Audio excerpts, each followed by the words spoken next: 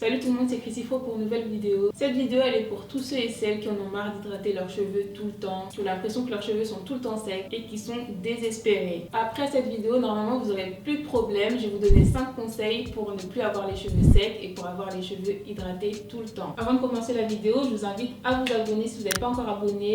Mettez vos commentaires si vous avez des conseils que j'ai pas cités. Mettez un j'aime à la fin si vous avez aimé et n'oubliez pas de partager. Sachez, comme j'ai dit, que de devoir hydrater ses cheveux tous les jours, de ressentir ce besoin-là, c'est pas normal du tout. À partir de là, ça veut dire qu'il y a un problème dans les produits que vous utilisez ou bien dans votre routine. Donc le premier conseil que je vais vous donner, c'est de connaître votre porosité. C'est très important. Pour moi, c'est même la caractéristique la plus importante à savoir sur nos cheveux. Pour ceux qui savent pas ce que c'est la porosité, en gros, la porosité, c'est le pouvoir d'absorption de vos cheveux, donc faible, moyen ou fort. Porosité faible, vos cheveux auront plus de mal à absorber et à faire pénétrer les produits. Forte porosité, ils auront beaucoup plus de facilité à faire pénétrer les produits. Les porosités moyennes, c'est entre les deux. Je sais qu'il y a beaucoup de personnes qui se basent sur la texture des cheveux, les boucles, mais on peut avoir les mêmes boucles et pas les mêmes besoins. Et en plus de ça, sur une tête, on peut avoir plusieurs types de cheveux différents. En tout cas, pour vous aider à avoir la meilleure routine possible et à choisir vos produits, pour moi, cette classification, elle n'est pas pertinente. Pourquoi je dis que la porosité, c'est le plus important? Parce que selon votre porosité, qu'elle soit faible, moyenne ou forte, vous n'aurez pas besoin des mêmes produits. Les produits ne fonctionneront pas de la même façon. Donc en gros, c'est pas parce que telle personne qui a des cheveux qui ressemblent aux vôtres utilise un produit et que ce produit fonctionne bien sur ses cheveux que ça va fonctionner sur vos cheveux aussi. Donc c'est important pour choisir ces produits, mais aussi pour les utiliser, parce que selon votre porosité, par exemple, vous n'allez pas utiliser les produits avec la même fréquence que quelqu'un qui a une porosité différente. Vous n'aurez pas les mêmes besoins. Par exemple, moi j'ai une faible porosité et je sais que pour que les produits pénètrent encore mieux dans mes cheveux, j'ai besoin vraiment de chaleur, plus que quelqu'un qui a une forte porosité et donc qui a des cheveux qui vont accepter de faire pénétrer les produits plus facilement. Un autre exemple, par exemple, par rapport à la clarification des cheveux,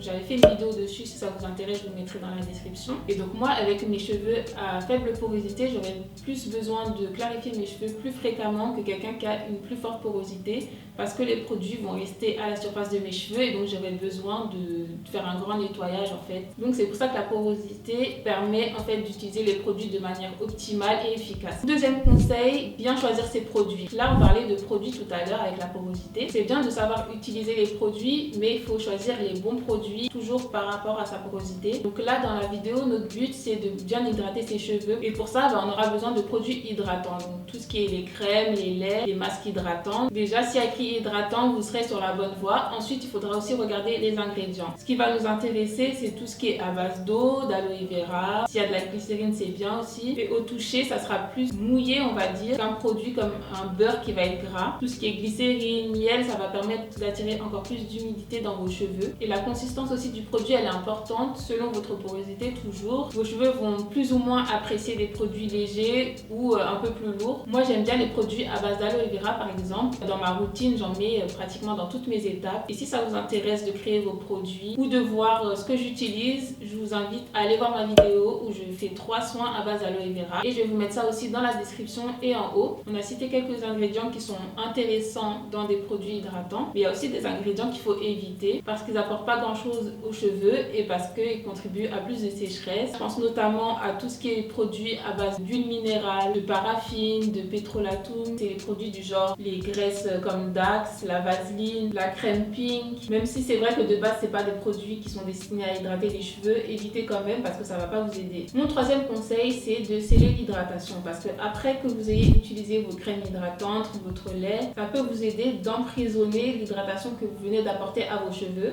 Dans les produits hydratants, souvent il y a des huiles ou des beurres qui peuvent déjà beaucoup aider à conserver l'hydratation. Mais si vous voulez encore plus conserver cette hydratation là, vous pouvez appliquer des huiles ou des beurres après avoir appliqué votre lait ou votre crème. Donc toujours pareil, selon les besoins de vos cheveux, vous allez utiliser des produits plus ou moins légers. Quatrième conseil, c'est créer sa routine. Avoir une routine régulière, en fait, ça permet d'éviter d'attendre que les cheveux soient secs pour les hydrater. Il vous suffira juste en fait de faire des tests pour vous rendre compte de la fréquence à laquelle il faudra hydrater vos cheveux. Comme ça, vous n'allez pas attendre que vos cheveux soient secs. Vous savez que si j'attends un jour de plus, mes cheveux seront secs, donc je vais les hydrater aujourd'hui. Par exemple, vous pouvez vous dire toutes les semaines, tous les samedis, je vais laver mes cheveux et ce jour-là, quand je vais laver mes cheveux, je vais aussi utiliser un masque hydratant. Ça fait partie aussi de l'hydratation. Et peut-être qu'une fois dans la semaine, je vais aussi réhydrater mes cheveux en attendant le prochain samedi et le prochain masque. Dernièrement, j'ai fait une vidéo que vous avez beaucoup aimé où je vous montre ma routine routine de A à Z pour une hydratation intense, où notamment j'utilise les 3 produits, les 3 soins de la vidéo dont je vous ai parlé juste avant. Vous ne pouvez pas vous plaindre d'avoir les cheveux secs si votre routine n'est pas régulière. Si vous hydratez vos cheveux tous les 3 mois, c'est normal. Conseil numéro 5, privilégiez les coiffures telles que les twists, les nattes, tout ce qui enferme en fait vos cheveux et qui va enfermer aussi l'hydratation. Si vous faites des coiffures comme ça, des twist out, des braid out, des afro libres, des afro puffs, vous allez remarquer que vos cheveux vont s'assécher plus vite que d'habitude parce que vous avez encore plus de contact avec l'air, parce que par exemple vous frottez vos cheveux à vos vêtements, à plein de choses. Je ne sais pas si vous avez déjà fait attention, mais faites le test. Faites une coiffure pendant, je sais pas, une semaine juste après avoir hydraté vos cheveux, et quand vous allez la défaire, vous allez voir que vos cheveux sont pas secs comme d'habitude, ils seront même encore hydratés.